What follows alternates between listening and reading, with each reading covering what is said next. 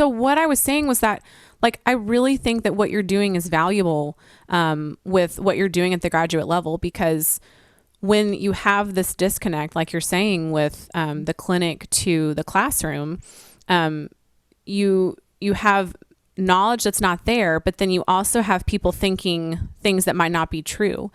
Like that professors aren't involved or know anything about what's going on in the real world. So I really think what you're doing is valuable. And like, I don't know how you got that idea started, but it's brilliant. Thank you. I came out of the medical setting of a number of years, and I had been, somebody came and said, we want to offer you, we want to know if you're interested in stepping in as the voice professor for our program. And I said, absolutely. And so I stepped forward into it, and then I just followed my passions. Awesome. And I love working with the students and making these connections. And I've heard from so many students, especially with COVID hitting, they're like, we can't shadow, we Yeah. can't get out and do the things that we want to do. Even getting the observation hours for the undergrads is hard, because they can't watch clinics because so many clinics aren't open, and it's all through master clinician. And I've heard from so many people who come through, and they're like, just like, seriously, you are the most requested interview that people have asked for, because they want to know what it's like being a speech pathologist. And this podcast is, I woke up at like 6:30 today and you and I started at 9. Yeah. So excited to do this because I get to have these great conversations with people who are passionate just like I am about what. Yeah.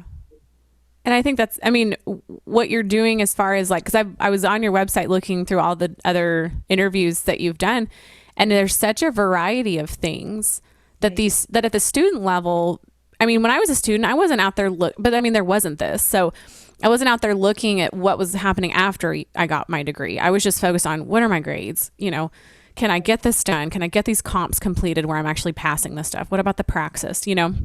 But to have an idea of, these are the opportunities that could happen, instead of just kind of hitting the pavement, getting dumped out of the car as soon as you graduate and being like, well, crap, what do I do now?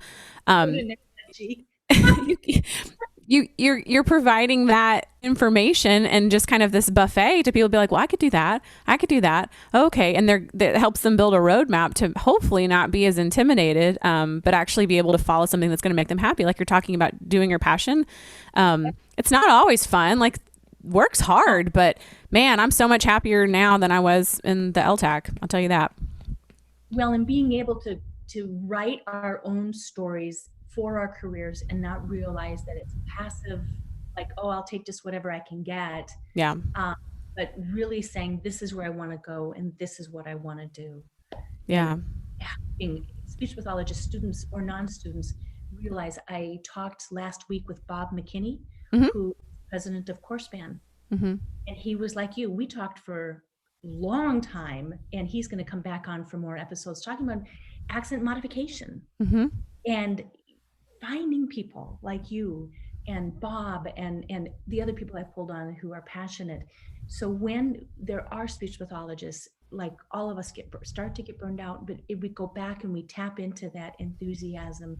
Yep. And I always start my episodes with, tell me your story of origin. Why are you doing what you're doing? Because Yeah. if we keep, like mainline that, and Yep. with that energy. And when we lose it, then we turn to a podcast or we turn to somewhere where we can find that good vibration, that this is why I'm doing what I'm doing. Yeah. So, I think you're able to provide that